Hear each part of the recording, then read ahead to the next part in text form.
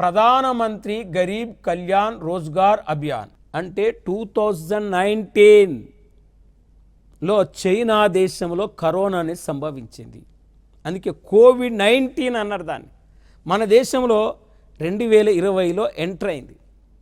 మరి corona virus సంభవించిన నేపథ్యంలో 2020 మార్చి 23 నుంచి కేంద్ర ప్రభుత్వం లాక్డౌన్ విధించింది.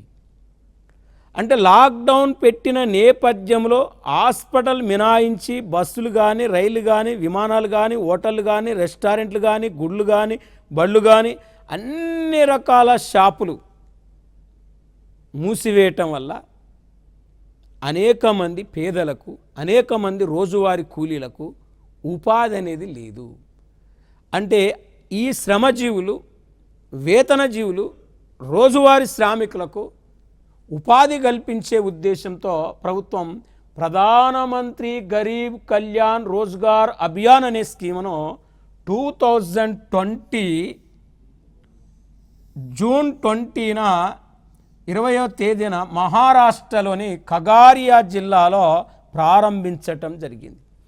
అంటే ఇక్కడ 2020 జూన్ 20న బీహార్ రాష్ట్రంలోని ఖగారియా అనే జిల్లాలో ఈ పథకం ప్రారంభించబడింది. బీహార్ స్టేట్ ఖగారియా జిల్లా.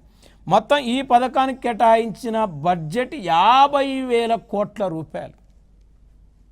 అంటే చూడండి, కరోనా కాలంలో రోజువారీ కూలీలకు ఉపాధి కల్పించే ఉద్దేశంతో ప్రధానమంత్రి గరీబ్ కళ్యాణ్ రోజ్గార్ అభియాన్ స్కీమును 2020 జూన్ 20న బీహార్ రాష్ట్రంలో ఖగారియా జిల్లాలో ప్రారంభించారని చెప్తున్నాం. దాదాపు ఈ పథకానికి 50,000 కోట్ల రూపాయలు కేటాయించడం జరిగింది.